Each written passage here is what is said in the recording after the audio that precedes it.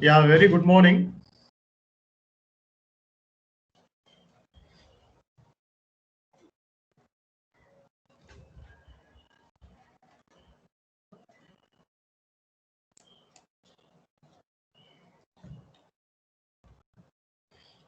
We are discussing unit number 3. As we know, our unit number 3 is star. For today's class, we are going to consider nucleosynthesis reaction and the formation of elements. This nucleosynthesis reaction is nothing but nuclear reaction. We know we are having two types of nuclear reactions. One is nuclear fission reaction and another one is a nuclear fusion reaction. In the formation of solar system or in the formation of stellar evolution, we are considering the nuclear fusion reaction. And followed by the nuclear fusion reaction, we are going to study the formation of the elements. Basically, there are two types of elements in the universe. One is lighter element and another one is heavier element. So we are going to study about the nuclear synthesis reactions and the formation of the elements, lighter element and from this class. So let us start our class with the learning objective. From nuclear synthesis, we are going to study the formation of the chemical elements. We are going to study the formation of the chemical elements from two theories.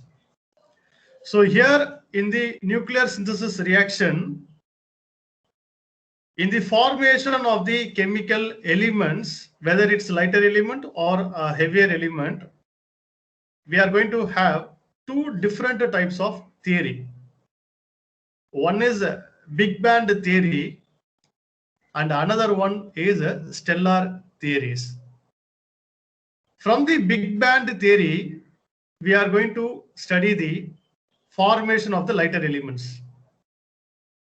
And from the stellar theory, we are going to study the formation of the heavier elements. So, in the formation of the elements, we are going to consider two types of the theories. One is Big Bang theory and another one is the stellar theory. So we are going to name as Big Bang nucleosynthesis and stellar nucleosynthesis. So there are two types of the nucleosynthesis, namely Big Bang nucleosynthesis and stellar nucleosynthesis. As we all know that this concept was introduced before 13 million years ago. As we all know that this concept was an earlier concept. So it was a very old concept. So this concept was introduced before 13 million years ago. From this nuclear synthesis, the term nucleo is termed as center. So we are calling these a nucleo as a center, or we can call the nucleo as a nucleus of an atom. The term synthesis means make or create. Make or create. So what we are going to do? We are going to create a new elements. we are going to create a new elements by chemical reaction. So this is termed as nucleosynthesis. So the nucleosynthesis means creating new elements by chemical reactions. It's called as nuclear fusion reaction. So the nucleosynthesis is the nuclear fusion reaction by which we are going to create the new element. The new element is nothing but lighter element and the heavier element. So we are going to see one by one what is the lighter element and what is the heavier element. So the learning objective, the formation of the chemical elements. We are going to formulate the elements. Basically, there are two types of elements, lighter element and the heavier element. The lighter element is going to be formulated with respect to the band theory, that is a big band theory, and the heavier element is going to be formulated with respect to the stellar theory. So let's see the formation of the elements. So before going to the formation of the elements, we have to know what is the applications of these elements. For today's class, we are going to study the formation of the lighter elements. We are going to study only the formation of the lighter elements. So these formation of the lighter elements, the elements in the lighter medium are hydrogen, helium, lithium, and beryllium. So these four elements are considered as the lighter elements. Hydrogen. The main purpose of this medium hydrogen, the medium hydrogen is mostly found in the sun and the star. So in the atmosphere, in the surface of the medium, we can able to see the element which is mostly spread. The percentage of the element which is more in the universe is the hydrogen. The use of the hydrogen. So this hydrogen is mainly used for the energy generation. We are using this hydrogen as the energy generation. For example, we can use these in the rockets, spacecrafts, satellites as a fuel. So in a rocket, fuel is a major use of hydrogen for energy. The hydrogen fuel cells produces electricity. Hydrogen used in vehicles. So we can say a n number of applications with this element hydrogen, but we have taken only few.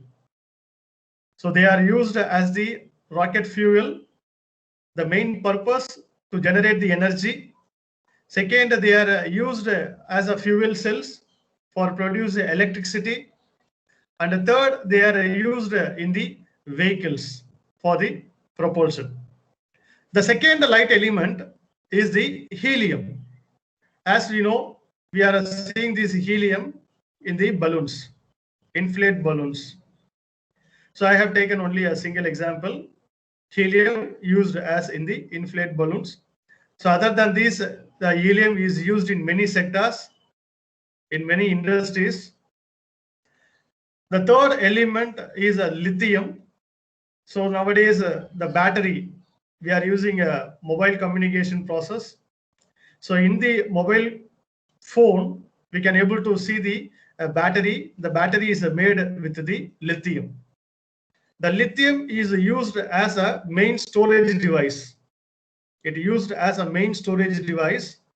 So we are using this lithium as a storage medium in the form of batteries. The last lighter element which we are going to consider is beryllium. So this beryllium is used as a component. So where we are using this as a component, these components are used in the aircraft, missiles, crafts, and the satellites, because the element is very lighter element. The element is very lighter one. So we are using these beryllium in the manufacturing or in the formation of the aircraft components. So these are all the applications of the lighter elements. Applications of the lighter elements, we are going to consider hydrogen, we are going to consider a helium, we are going to consider a lithium, and we are going to consider the beryllium.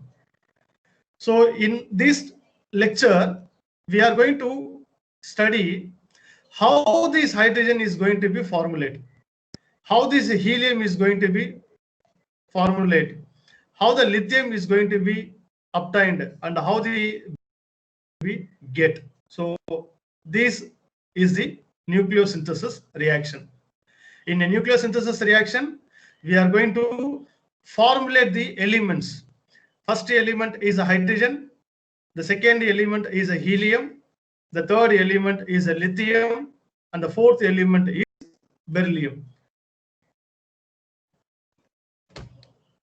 So here I have taken 4 scientist assumption. One is Albert Einstein's assumption. Second one is Arthur Eddington assumption. Third one, Hans Bethe assumption.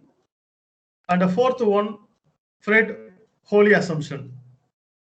So according to the author Albert Einstein, he shown that the energy of the particle, the energy of the medium is completely based on the mass.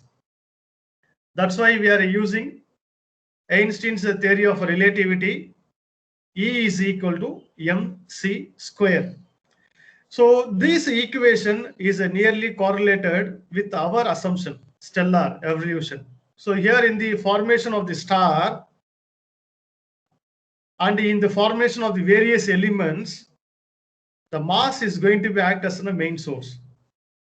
So the mass is the main property in the development of the stellar, in the formation of the star. They are used as the main property to define the energies present in the star medium. So according to the Albert Einstein's, from the theory of relativity, we can say that E is equal to mc square. E is the energy, m is the mass, and C is the velocity. So we have going to consider the Einstein's assumption in our nuclear synthesis hypothesis. The second scientific assumption is Arthur Eddington assumption. So according to the author, he defined the distribution of the commonest chemical elements. So he distributed, he formulated, and he shown some elements which was available in the universe. The elements, we can say that hydrogen, we can say that helium, we can say that nitrogen, we can say that carbon, so etc. So according to the author Arthur Eddington, he just formulated the various chemical elements which available in the universe. So the second assumption we are going to consider in our assumption is Eddington's assumption. The third scientific involvement is from Hans Bethe. So he was the Nobel Prize winner. He was the Nobel Prize winner for stellar nucleosynthesis. So we are dealing with the nuclear synthesis mechanism. As we know, there are 2 types of the nuclear synthesis. One is big band nuclear synthesis, and another one is stellar nuclear synthesis. The stellar nuclear synthesis was invented, was discovered, was studied by the scientist Hans Bethe. He won the Nobel Prize for these formation, stellar nucleosynthesis. And the last assumption is from the Fred Hoyle. So he was the originator. He coined the term Big Bang. So the Big Bang as well as the stellar nucleosynthesis is our consideration. With respect to these two scientific assumptions, we are going to study the various elements present in the universe. So from this slide, we are just studying the scientific assumptions. The first started with Albert Einstein. According to the author Albert Einstein, from the theory of relativity, he shown energy of the particle is directly depends on its mass. E is equal to mc square. From Arthur Eddington's assumption, we are going to study the distribution of the commonest chemical elements. From Hans Bethe assumption, we are going to study the exact stellar nucleosynthesis mechanism. And from the Fred Hoyle's assumption, we are going to study the formation and the evaluation of the Big Bang theory. So as I already mentioned, the scientific assumption and their invention. So that only we are seeing here in detailed view. See, according to Einstein, he formulated the theory of relativity in the year 1905, which leads to the understanding of the nuclear reactions. Which leads to the understanding of the nuclear reactions, could create new elements from smaller precursors with the loss of energy. So here in our stellar revolution, in this unit star, we are going to study the formation, that is the creation of the elements. So this creation of the elements is already defined in theory of relativity in the year of 1905 with respect to an equation E is equal to mc square. So that's why we have considered Albert Einstein's theory of relativity as a reference in our stellar synthesis. The second scientific assumption is Arthur Eddington assumption. He investigated the movement, the internal structure, and the lifetime of the star. So according to the author Arthur Eddington, he studied the motion of the particles. He studied the internal parameters inside the star, and also he studied the lifetime of the star. So the movement, the internal structure, and the evaluation of a star was investigated by the scientist Arthur Eddington. So he also suggested the pressure and the temperature. The pressure and the temperature within star. As we all know that when the nebula cloud is formed in the universe, that nebula cloud makes to attract the dust particle under the gaseous medium which was available in the universe. So that nebula cloud attracts the surrounding particle. When the attraction is increases, then its internal pressure as well as the temperature of that medium starts to increase. So he suggested that the pressure and the temperature within the star were great enough for hydrogen nuclei to fuse into helium. So this is the first reaction. The hydrogen is the first formation. Once the hydrogen is formulated, so that hydrogen fuel tends to burn. When the hydrogen fuel is burned out completely, That is, when the hydrogen is fused completely, then it results in the formation of the helium. So he studied the pressure and the temperature within the star with a great enough for the process of a hydrogen to fuse into the helium, so which could be results in the production of the massive amount of the energy. So what happens when the nuclear synthesis reaction is taken place, then the energy generation also increases. So here the hydrogen, when it's fused to form helium, massive amount of energy by requiring luminosity in the star, that is the sun. So in 1945, according to Arthur Eddington, he showed the distribution of the commonest chemical element, as I already showed in this structure. So he, the first scientist who distributed the commonest chemical element, the commonest chemical elements such as we can consider a carbon, hydrogen, oxygen, nitrogen, helium, ion, etc. So he commonized both the lighter element as well as the heavier element, which was uniformly spread across the galaxy. From the third scientific assumption, that is, according to Hans Bethe, in his article, Energy Production in Star.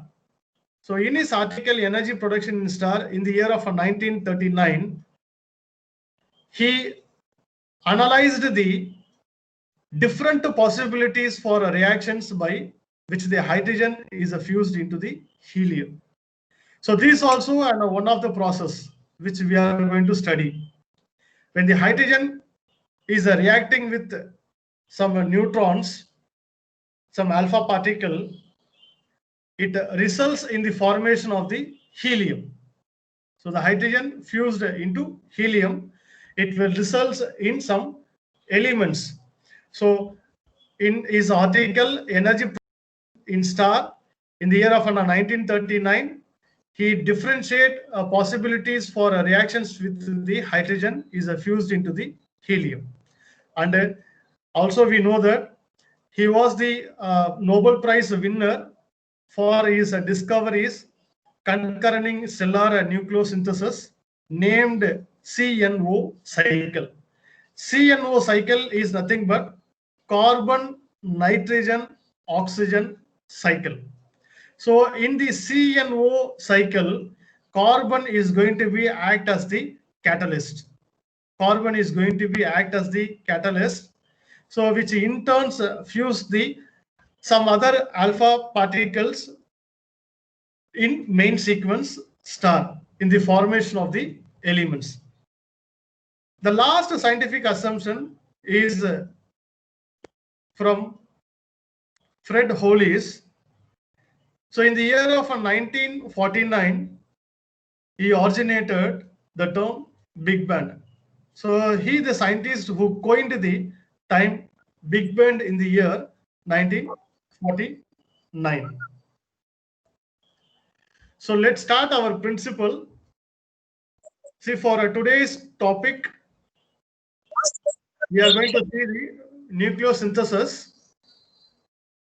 So here in the nucleosynthesis mechanism, we are going to study the formation of the lighter element. We are going to study only the formation of the lighter. So to study the formation of the lighter elements, we have to know what is nuclear synthesis principle.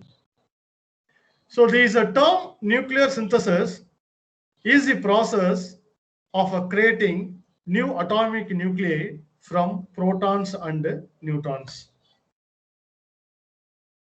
In astronomy, there are two kinds of nucleosynthesis reactions.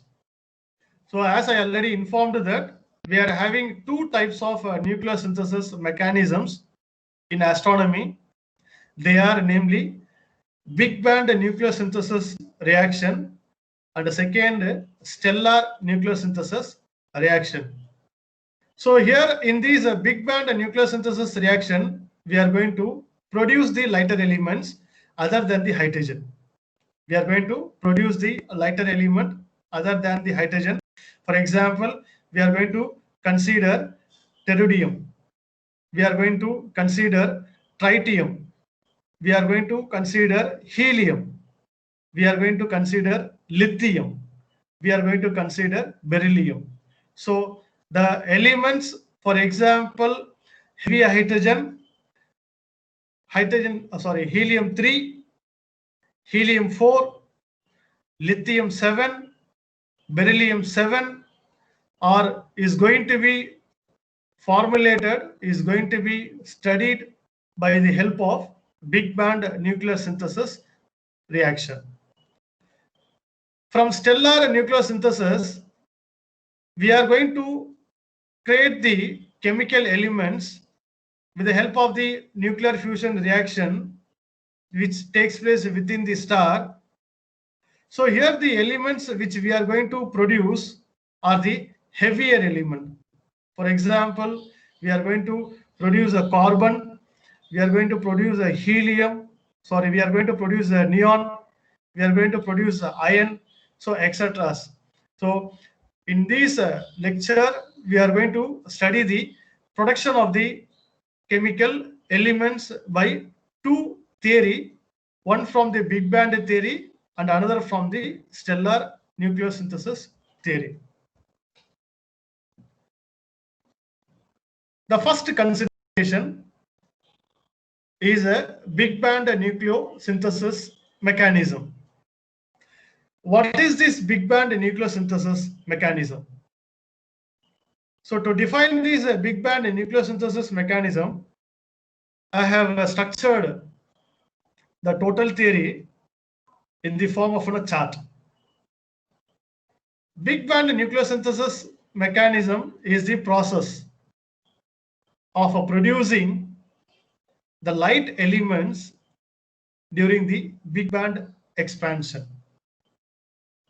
So this big band expansion is nothing but the formation of the star, as we already studied the mechanisms in the generation of the nebula. The mechanism in the formation of the hotter core. So the formation of the star is from the theory, it's called big band theory.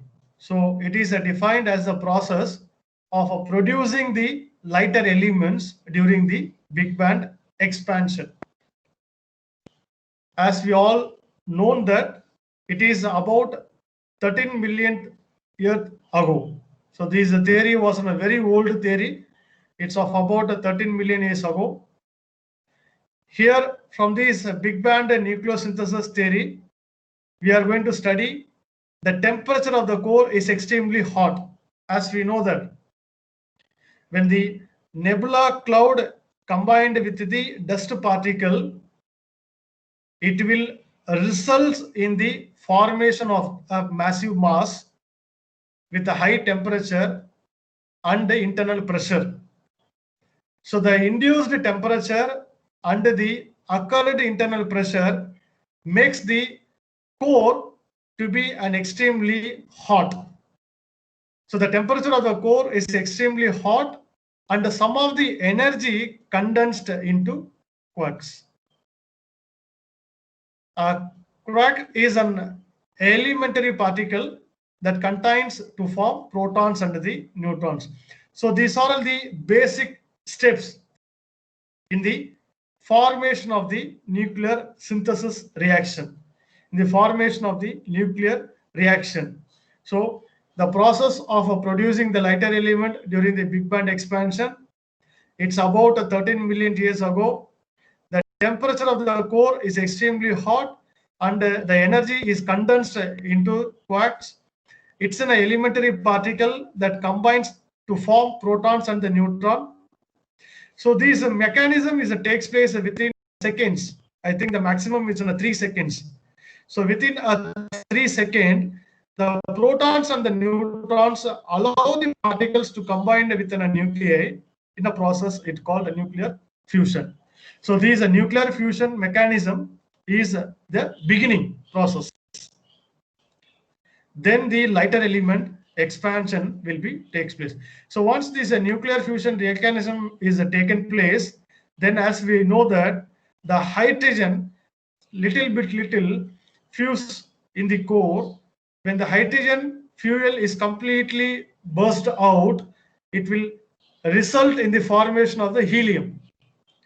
When the helium is fused completely, then it will result in the formation of the carbon. When the carbon is completely fused, then it will result in the formation of the nitrogen. So likewise, to the formation of the elements, the nuclear fission reaction is the beginning one. So this will be the process initiator. Once the process is occurred, then the elemental formation will be takes place. So as it cooled is nothing but the core temperature reduces. When the core temperature is very hot, it implies us that hydrogen fuel is very large. When the core temperature is means, it implies us that the hydrogen fuel is reducing, and when the core temperature is becoming in the coolest one, it shows that hydrogen fuel is completely eliminated and it is in the form of a helium. So as it cooled, during the proton-proton reactions, the elements hydrogen, helium, and some amount of lithium are formed by the nuclear fusion reactions.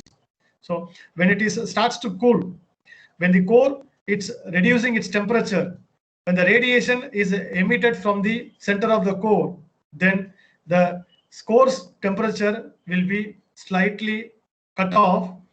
It means that it will become a cooler medium.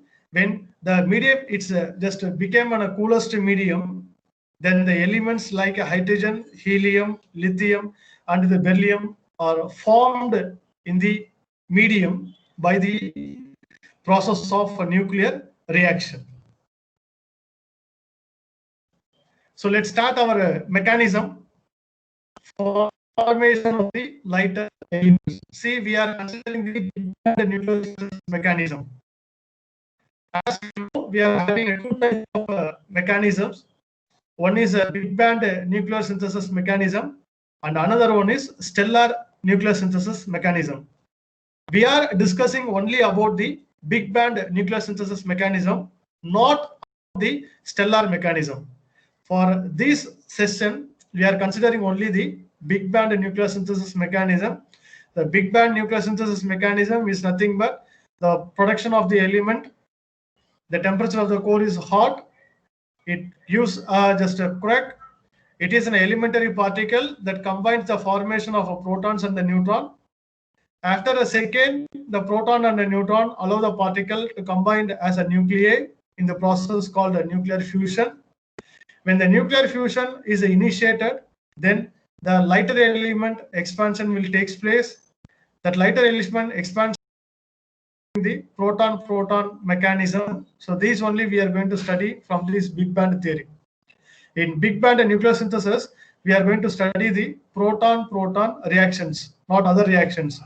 When the reaction is a proton-proton reaction, then the elements like a hydrogen, helium, and a lithium are formed by the nuclear fusion reactions. Let's start the formation of the lighter elements. So the formation of the lighter elements. Hydrogen is the lighter element.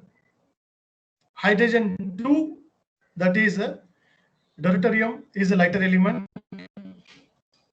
Helium 3, tritium, is a lighter element. Helium 4 is a lighter element. Lithium 7 is a lighter element. Beryllium 7 is a lighter element. So these elements are formulated These elements are found by the process of big band nucleosynthesis mechanism. So from this big band nucleosynthesis mechanism, we are going to find the formation of the hydrogen. We are going to find the formation of hydrogen 2. We are going to formulate helium 3. We are going to formulate helium 4. We are going to formulate lithium 7, and we are going to formulate beryllium 7.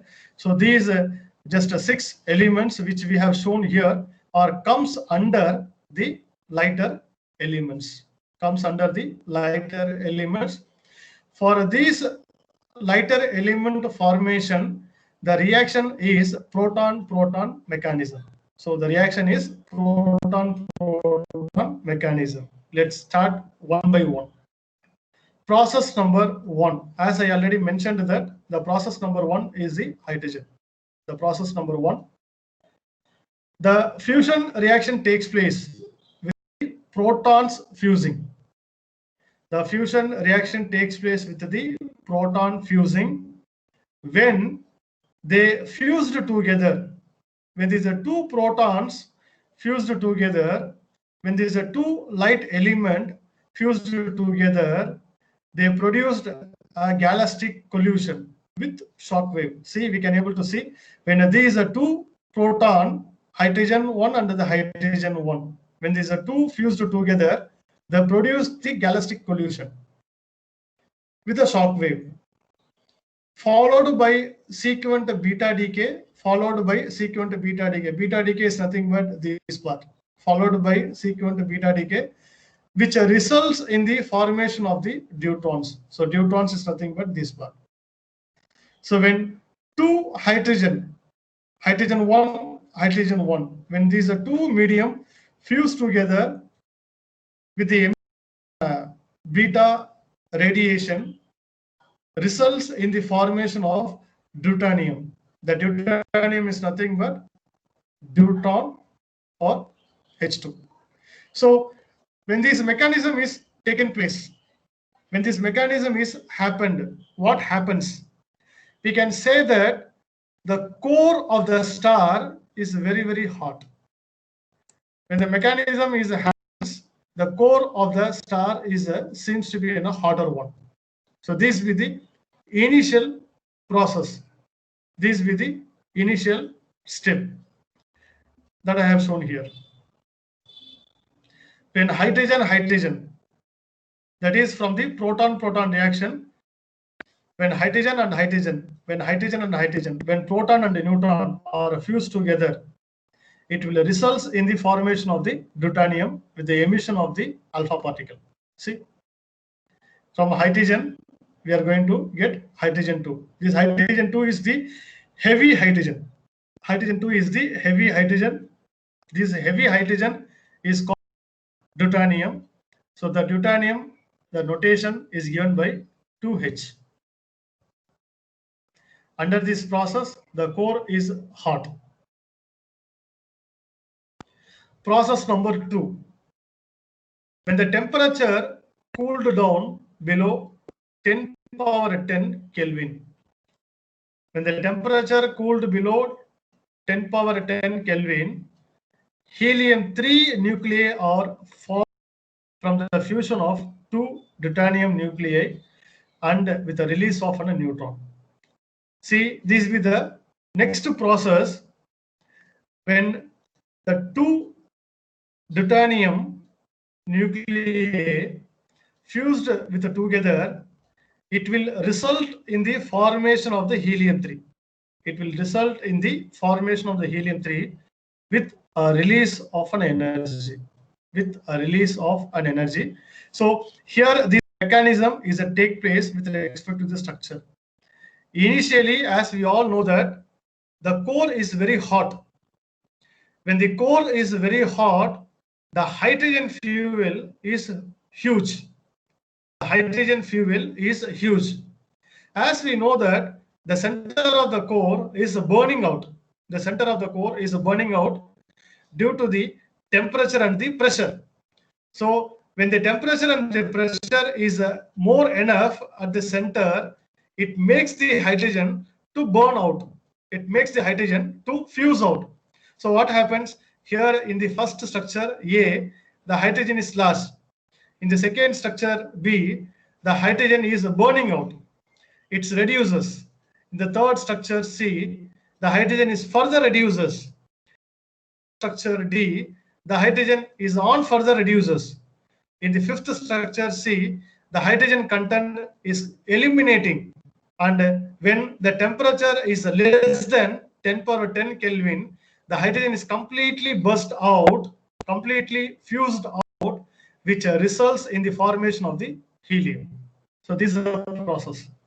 So when the hydrogen fused together, it will result in the formation of the helium. So that only we are shown here in this part F. So the F is the complete elimination of the hydrogen.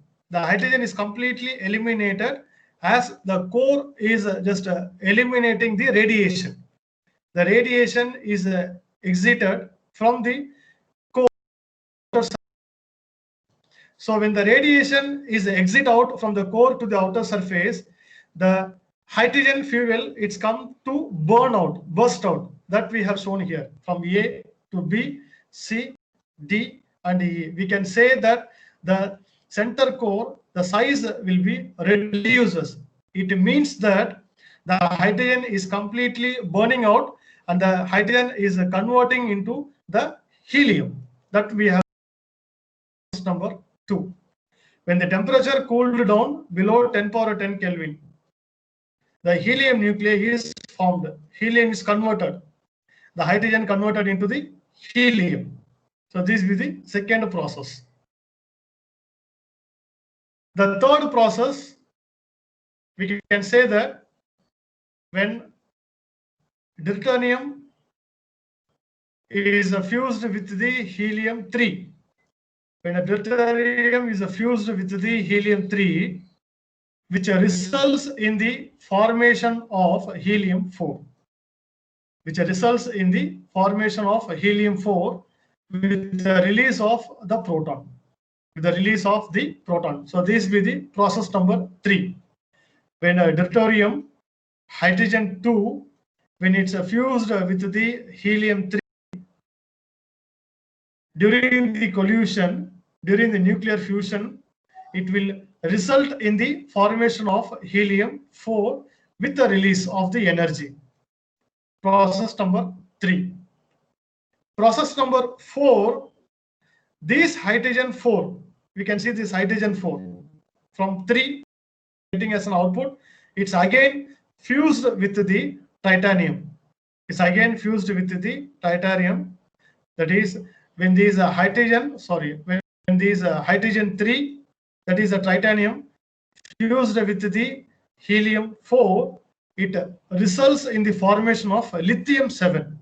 It results in the formation of lithium-7 with the emission of energy. And similarly, when the helium-3, when it's fused with helium-4, it results in the formation of beryllium-7. It will result in the formation of beryllium-7 with emission of energy. So these are the process in the formation of the lighter elements. See, we started with the process number 1. The process number 1 is the formation of the deuterium, hydrogen-2. The process number 2 is the formation of the hydrogen number 3, that is helium-3. The process number 3 is the formation of the helium. Number 4 is the formation of the lithium, and the process number 5 is the formation of the beryllium. So we started the nuclear fusion reaction with the hydrogen. The hydrogen is fused with the neutron and the proton, which gives rise to hydrogen-2. Again, this hydrogen-2 is fused with the radioactive element, which gives rise to helium-3. This helium-3 again fused with the elements which was in the sun core, then it gives rise to the helium-4. So these helium-4 in turns converted into the lithium-7, which in turns formed into the beryllium-7. So these are all the lighter element formation that we have seen. The process number 1, when proton and neutron combined together by the nuclear fusion reaction, it results in the formation of deuterium. When the deuterium, it's again fused with another deuterium. That is, when two deuterium combined together, fused together by the nuclear fusion reaction, it will result in the formation of helium-3. When a deuterium and the helium-3 fused together by the nuclear fusion reaction, it will result in the formation of helium-4. When a helium-4 again combined with the helium-3, it will result in the formation of lithium-7. Again, when a helium-4 it's combined with the helium-3, it will result in the formation of beryllium-7 with the emission of energy. So our conclusion from the Big Bang nucleosynthesis mechanism, from the nucleosynthesis process, we are formulating the lighter element. Formulation takes place by the help of the Big Bang nucleosynthesis mechanism. The light elements that formed after the Big Bang evolution are hydrogen, deuterium, tritium, helium, lithium, and beryllium. So the elements deuterium, helium, lithium are a stable element, while the element beryllium was an unstable element. So with this, we conclude our today's lecture. If you have any queries, you can raise it. If not, we can just share something.